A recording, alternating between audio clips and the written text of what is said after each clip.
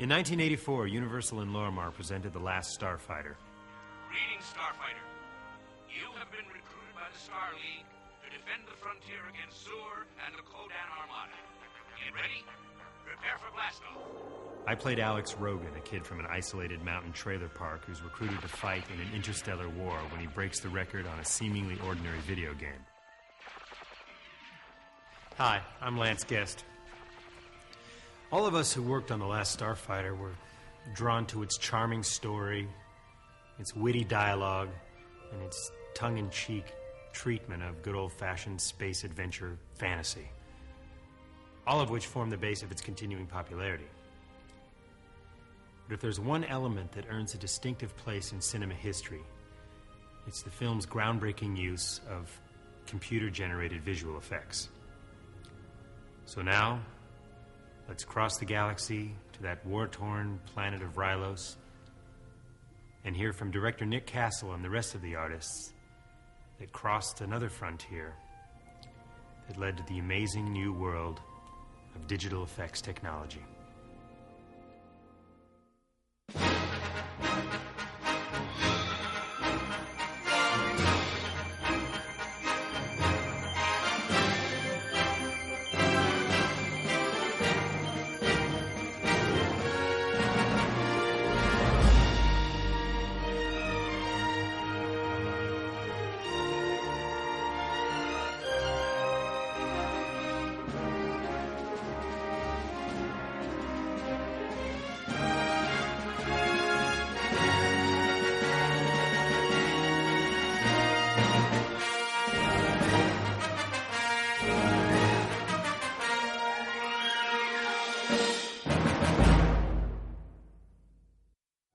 Long before technology enters the scene, there's always the idea, the story, and the writer.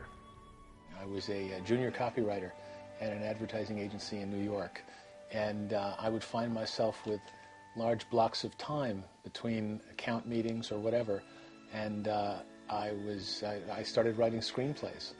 It was funny because one day I was on my lunch break, and I kind of wandered into one of these video arcades.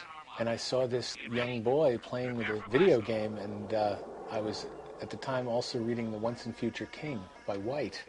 And, you know, it suddenly occurred to me, in a bolt from the blue or whatever, what if a video game was like a sword in the stone, and the boy pulled the sword from the stone, and some boy scored an incredible number on this video game, and it sent out a ripple effect across the universe. And Nick came in with about 100 ideas on what to do with the film. And I was really impressed with him, and I don't think I met anybody after I met with Nick, because I kind of, at that point, felt he was the right guy for the movie. Jonathan had said it in Suburbia, kind of a Steven Spielberg, Poltergeist, even E.T. world, which was, I thought, too derivative of those works. So we looked for a different place and also a more secluded place. Suburbia seemed kind of too comfortable a background to have the boy want to evolve from. But if you show a boy wanting to kind of leave a trailer park under very modest circumstances, the sympathy level, you know, your heart goes out to kids like that a little more. It just always made so much sense that you had a kid who felt trapped and really wanted a better life for himself and looked metaphorically to the stars. And the place we found, it had the store that was already there. It had these levels, a place where Otis, the store manager and kind of the manager of the place, it seems, lives in this little place, and some kind of funky stairs that go down to the main spread where all the trailers are there. And so Jim, I know, did a lot of maneuvering of the trailers and brought in a couple of things, and we did a lot of dressing to give it a real sense of Americana. And the trailer park also provided, I think, the opportunity for Nick to do what he does best, which are create eccentric little characters and a funny little neighborhood. I'm gonna miss my soup! Oh, stop. I think you see a certain amount of the charm and schmaltz of a Hollywood musical in there, without the music. The primary design element was the sign. It had the Starlight, Starbright trailer park. And while it looks a little bit like a bowling alley sign, it still, I think, had a degree of resonance for the plot.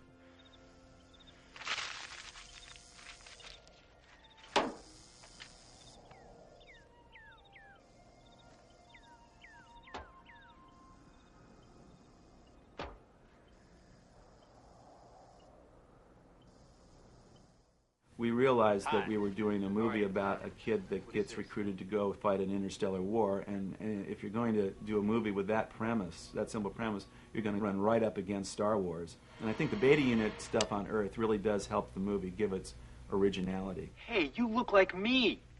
Of course I do. I'm the beta unit. What the hell's a beta unit? Alex was more serious, and the beta unit was more goofy. Now I need an ear job.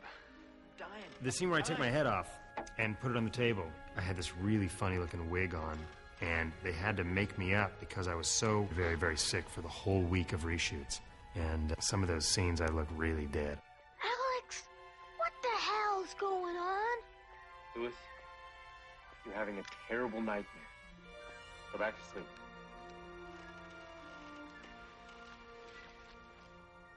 Louis! If the technology's there to sort of take them away, then certainly they've got to have the technology to sort of see that they're not missed. It enabled us to leapfrog the stories and intertwine them. Not only were you sort of taken along for the ride with the beta unit down learning the trials and tribulations of being a teenager in an Earth family, but you were also intercutting that with what was going on up in outer space. Rylos in 20 clicks. Squadrons of deck fighters will precede the mothership.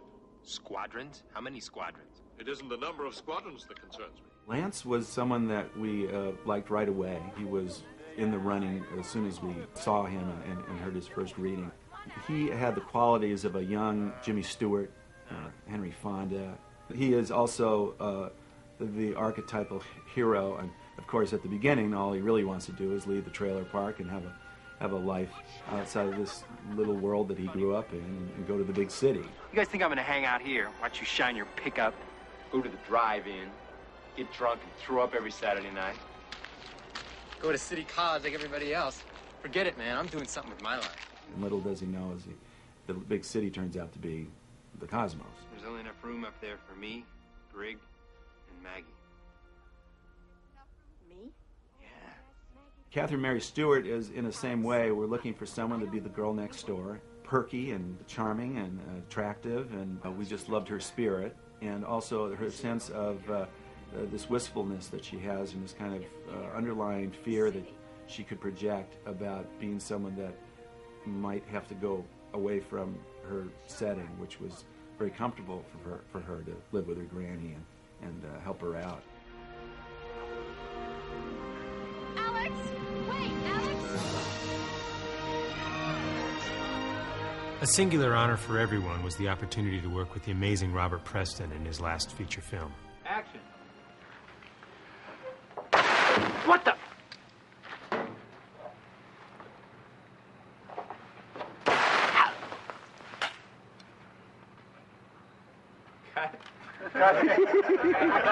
Robert Preston was someone that I think Jonathan Betchwell came up with that idea. And when he said, "What do you think for Centauri of Robert Preston, Music Man in Outer Space?"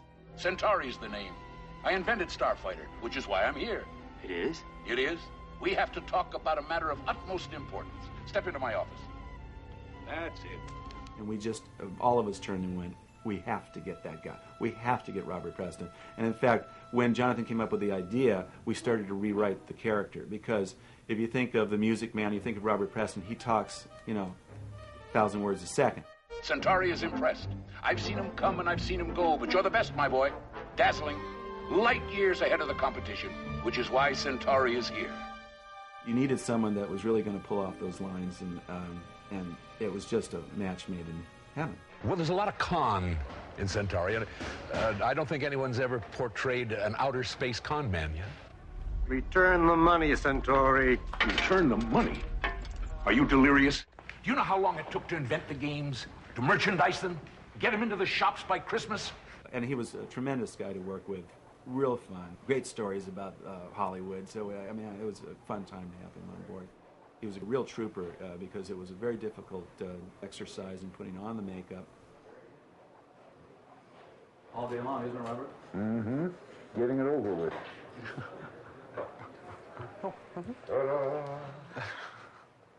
I'm gonna walk him out. Yeah. It was my first film, and I was huge Music Man fan and a big fan of his and the character he portrayed, Music Man. And there's no more cables or anything, Press. You just have to get in the car. Okay. I see box. I can do this in my sleep. So working with him and getting him for the movie was a thrill, and he was terrific to work with, and everybody had a great time with him.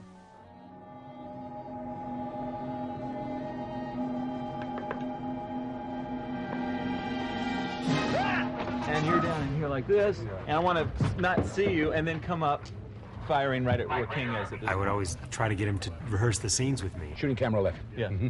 And I mean, the guy was in his mid-70s, and he would always say, "Hey, I'm a theater actor. I'll do it as many times as you want." Action. It was amazing. He still had that great energy, and he was tremendous in the film. Phew. Foul stench. Dirty creatures. Well, get a good look, Alex. You can bet your asteroids you'll be seeing more of them. Either you fight, or you get used to that smell. Look out, Alex! Centauri! Yeah, Centauri. You okay?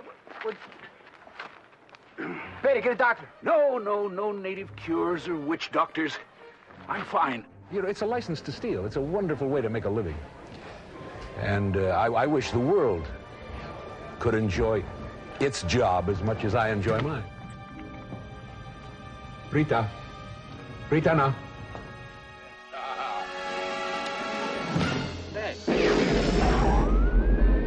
When Press and I drove off in the Star Car, we had no idea that we were leading the filmmakers on a voyage to an uncharted realm of movie visual effects.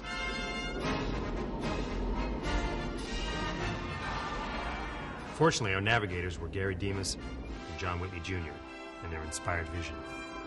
We have an audience that is always hungry for something new, fresh, and original looking, and I think computer graphics is going to provide, for many years to come, the best in entertainment.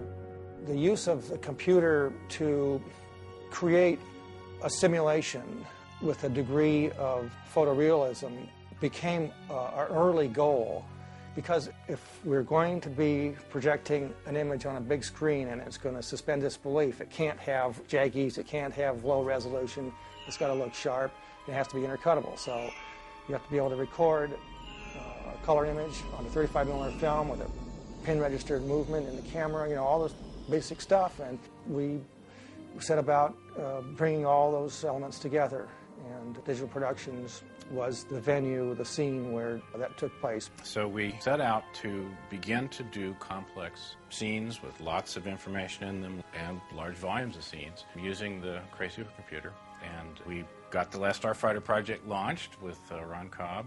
And it was very, very clear from the time I first met John Whitney Jr. and joined his company, Digital Productions, that what we were going after was photoreal simulations, the idea of a kind of synthetic photography, which was very, very exciting to me. I definitely saw that potential and was drawn to the company for that reason. And so here was our chance to see if we could actually do it. It was a breakthrough type of idea, which I thought was very interesting. It was, one, I had no experience with special effects of any kind, so anything, I was going to be a novice walking into any situation. And the idea of doing something that would have kind of historical implications was fun. Talking to Ron Cobb, he, more than anybody else, sold me on the idea that this could be done, that it could look real, photo-real, and as long as Lorimar was willing to give it a shot, and that was really where the money was going to come, and where the bottom line was, you know, that this all could turn out just fine. I was going a lot by John Whitney Jr.'s enthusiasm about exactly what was possible, and I took his word for it, you know. And what I did was say, well, now our deadline is, I think at that point it was 6 months away. It had to be in theaters in 6 months, and I said, so how many frames are we doing? And they told me whatever the number was. And I said, how many polygons in each frame? And they told me whatever it was. And I said, and how long does it take to render a frame at that level? And they told me, and I stood up on the chalkboard and did the math. I said, according to your own figures, it's going to take you 17 months to complete this film. Jeff Rogan came into my office one time, we were about halfway through, and said, it can't be done. we're not going to do it. We're not going to make it. We're not going to make it in time, and the special effects are just not going to work. Not even your mighty starfighters will be able to save you. We shall see, Zor. We shall see. You're not going to finish your film in time. I have 3 model companies standing by. I can get all these sequences shot the way that you boarded them and delivered in 5 months without increasing your budget. All you have to do is fire digital productions. So I basically just said to Jeff, go back. It's going to work. Go back and make it work. And I never want to hear you say that again. Victory or death! Victory or death! Victory or death! Victory or death! Victory or death! Victory or death! The process, like any pioneering effort, is going to have its ups and downs. And here we were pioneering, like I said, right in the middle of doing a movie with really no history to fall back on as to how long this would all take. So we agreed we would simplify the shots, which is a real shame. It was very exciting to be in a situation like that, to have film backers trust us enough to develop the software, train the staff, build the models, and get things going all on parallel tracks. What we had to do at DP with regards to Ron Cobb's designs, we had to take his designs and draft them. Ron had some extraordinary talents that were very important. One matter had to do with the creation of the design of the Gunstar ship. And in order to make a 3D database of that design, Ron had to draw. And he was able to do this freehand, front and side and top and bottom views of the ship, as if he was actually making mechanical engineering drawings for its actual manufacture as a real thing. And he was able to do that. And that made our job just so much easier because we were able to take those drawings and input them into the computer. I got launched into digitizing drawings, storyboarding, showing the CGI animators, how the spaceships were supposed to fly. Knowing something about aircraft motions pretty well translates into spacecraft motions. The Gunstar was a remarkable machine. Ron had figured out every little nut and bolt on it. I was very happy to see a working spacecraft with real thrusters and obeying real spacecraft motions. It was designed for that, to be an actual spacecraft. So all the attitude jets are completely there, and I wrote big manuals on how we could automate this. And once we got all that down and we were able to instruct the computer to create these sequences of frames, there was not enough power left to let us see it until we laboriously put it on film. That was a huge blind spot, and only then could you say, oh, I got that number wrong, or it was in the wrong position, and then you go back, change the number, and you have to go through the whole process again. We went from that to where we had instant playback, at least in a vector form, a kind of wireframe form. We could keyframe or position things and have the computer animate for us, and then we could alter the animation. And we ultimately had tremendous little handles on all the rotations and translation coordinates of any object, as well as the object itself. So at the end, we were able to just, as I say, almost use it like a word processor. We could just make scenes and see them instantly and correct them, see them instantly, correct them again, see them instantly, correct them again, see them instantly, one more correction, see them instantly, and got it. But you have to have that loop.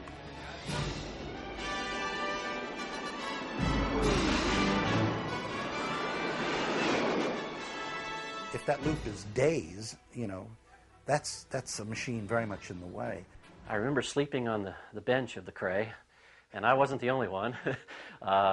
There were a lot of late hours, a lot of long hours, people just cranking away trying to make sure everything came out and not let a single bad popping polygon get into the show. And so we lived there on the facilities. And you have the Cray self-portrait that we rendered, and it is in the shape of a C, and it has a nice round bench around it, and that was a comfy place to get an hour of sleep before you had to go back in and fix the next bug. You could also stand in the middle of the Cray, and that was kind of eerie.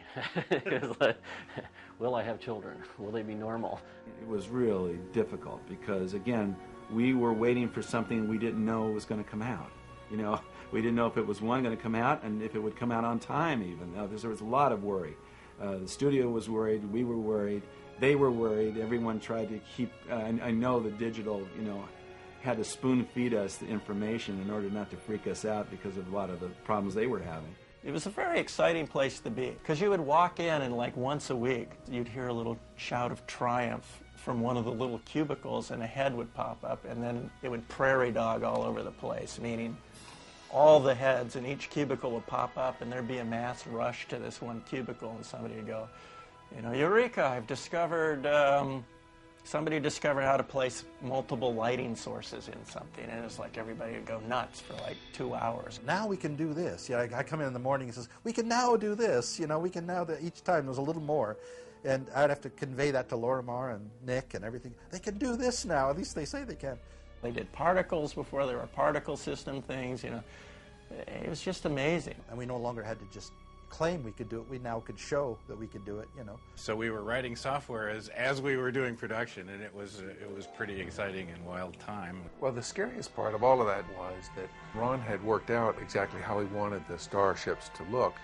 And my challenge was to take all of the architectural motifs that he'd established and integrate it into what was eventually going to be rendered digitally. And there were a couple of real challenging problems. One of them was that all the rendering software hadn't been developed yet. So how this stuff was actually going to look, we didn't know. And all in all, we decided to play the thing relatively conservatively and go with simpler designs that we knew that the computer would probably be able to match. On the one side you saw where all the starfighters gathered, where all the technicians were, where the leader would talk to the warriors, and look this way and you would see the gun stars all locked in their hangars and being shifted around, and the night sky in the distance, and the pallet that would take them out to be launched. Yeah, this the biggest stage at MGM at the time. The method for integrating all of this was to have a couple of real set pieces, the actual landing gear of the ships that you were going to eventually turn the camera around and see. When we're shooting towards the screen and towards the starfighters, we had the actual landing gear we could shoot through, and that was one of the integrative live action components. Rodney, Flex Armor, a little bit.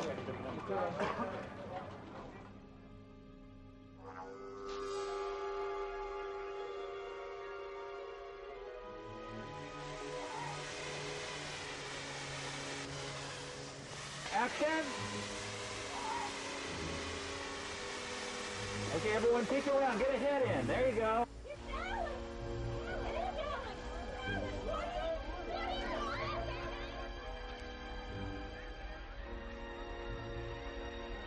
Jeff Oken, he was instrumental in knowing where we would need interactive materials like smoke to really pay off the combination of doing things both live action and digital.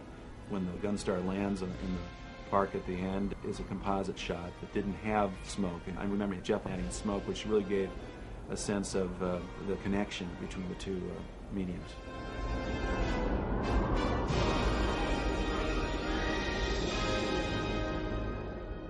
When The Last Starfighter was completed, everyone agreed that the tremendous musical score composed by Craig Safin was a key element in holding everyone's work together. I mean, I loved the story of the kid, and I loved him getting his dream and leaving and going to outer space. And it's, you know, as corny as it is, taking the girl to outer space with him. I felt that if I could find a theme that, when played slow, would be the love theme, like, you know, dun, da, da, da, da, da, dun, dun, or if it's played bum, bum, bum, bum, bum, bum, bum. No matter how you would play it, you could be exciting, in love. You just express the sort of soul of the picture. Craig Safin's themes really did make the film come alive. He created both the intimate moments of it very well, and then taking it up to the grandeur of space. He combined the two so well.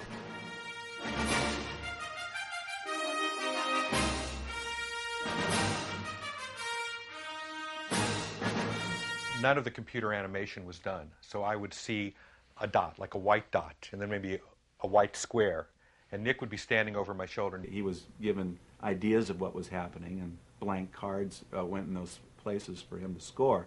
But actually, I got to talk him through what was happening and what I thought it would look like. Here's the mothership, and this is the Kodan warrior, and here they meet, and there's a huge explosion. And I mean, none of this was on the screen except these little teeny dots.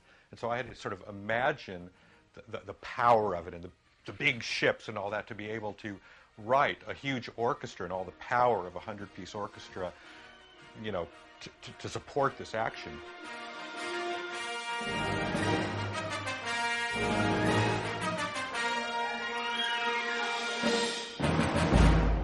Within a decade of Starfighter's release, computer effects technology had advanced far beyond everyone's expectations. Even the artists at Industrial Light and Magic, responsible for the effects in the Star Wars films and Jurassic Park, were astounded at how rapidly the technology had evolved. John Whitney and I decided to pursue the full potential of computer graphics, not just to get a big feature project, you know, scale back, let's take it easy. We wanted to really explore what was possible. And we had done an X-Wing fighter ship test for George Lucas in '78. I wanted to prove that it was possible to use a computer system to create more exciting story points and more dynamics on the screen. I think the test had been around for a while, and I can't remember who I saw it with.